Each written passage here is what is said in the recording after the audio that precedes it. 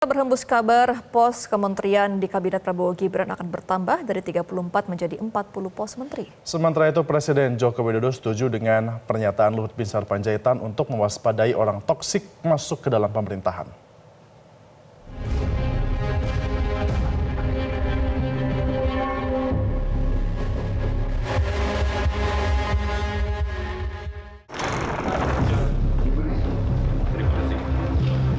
Dengan alasan Indonesia besar dan untuk mengajak semua pihak turut melanjutkan gagasan keberlanjutan, terhembus kabar Kabinet Prabowo Gibran akan membengkak dari 34 menjadi 40-an kementerian.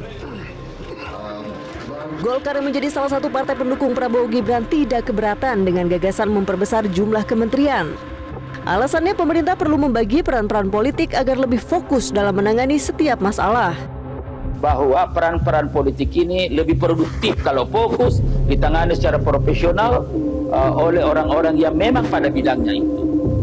Dibagi, lalu kemudian 40 tidak fokus lalu ditangani oleh orang-orang yang tidak profesional, tidak kompeten. Untuk itu juga tidak ada gunanya. Di tempat lain, Wakil Ketua Umum Partai Gerindra Habibur Rahman menampik gagasan memperbesar jumlah kementerian sebagai model akomodasi kepentingan politik berbagai pihak yang mendukung Prabowo Gibran. Ya, itulah kesalahan cara berpikir ya dan nggak apa-apa jadi masukan bagi kami. Jangan sampai hanya sekedar untuk mengakomodir kepentingan politik. Masukan dari masyarakat kami terima, tapi itu tadi kewenangan membentuk kabinet, formasinya seperti apa, jumlahnya berapa, secara substansi baik konstitusi itu ada di Pak Prabowo sebagai presiden elected. Ya, apakah besar, efektif, tidak efektif dan lain sebagainya kan tentu pertimbangan beliau. Presiden terpilih Prabowo Subianto diketahui banyak berdiskusi mengenai bagaimana postur kabinet dan siapa yang cocok menjadi menteri. Salah satu pihak yang diajak diskusi diantaranya mantan komandannya di militer, Luhut Binsar Panjaitan. Luhut mengatakan kepada Prabowo agar jangan sampai membawa orang toksik ke dalam pemerintahannya. Sementara itu Presiden Joko Widodo yang mengaku bersedia memberikan usul kepada Prabowo jika diajak diskusi tentang kabinet, tapi belakangan mengaku tidak tahu menahu isu Prabowo Subianto akan menambah jumlah kementerian. Kalau kabinet yang akan datang ditanyakan dong kepada presiden terpilih, tanyakan kepada presiden terpilih, tanyakan pada presiden terpilih. Namun Jokowi mengaku setuju dengan pernyataan Luhut agar tidak memasukkan orang toksik. Masukan dari Bapak apakah memang diperlukan dan apakah yang sekarang memang kurang gitu Pak? Oh enggak. Makasih Pak. Enggak tanya ke saya kok. Enggak bertanya.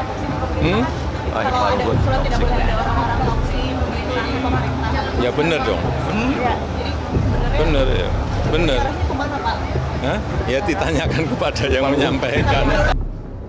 Direktur Eksekutif Indikator Politik Burhanuddin Muhtadi mengatakan pesan Luhut kepada Prabowo tentang orang toksik bisa bermakna agar Prabowo membuat filter atau saringan sehingga tidak semua kelompok harus diajak dalam kekuasaan.